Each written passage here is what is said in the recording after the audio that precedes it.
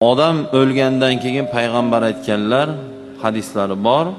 Qabrda yotgan odam go'yoki suvda cho'kayotgan odamdek yordamga muhtoj bo'ladi degan hadislari bor. Tasavvur qiling, cho'kayotgan odam, endi ichlarida cho'kib ko'rganlar bo'lsa kerak, o'sha xayoliga keltirib bo'ladi qaysi darajada qiyin ekanligi.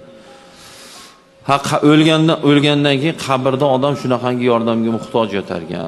Endi u o'lik yemaydi, ichmaydi, kiymaydi, so'qatmaydi, ismaydi. Unga nima yordam? Unga savob kerak. Shuning uchun undan qolgan farzand yaxshi bo'lsa, tinmay savob jo'natadi.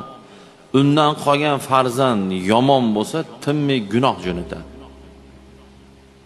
Shuning uchun dadasini, onasini yaxshi ko'rgan farzand yomon ish qilmasin, jinoyat qilmasin, gunoh qilmasin. Nimaga? Chunki ota-onaga uni zarari bor. Ota-onasini yaxshi ko'rgan farzand faqat yaxshi ish qilsin. Nimaga? Ota-onaga foydasi bor.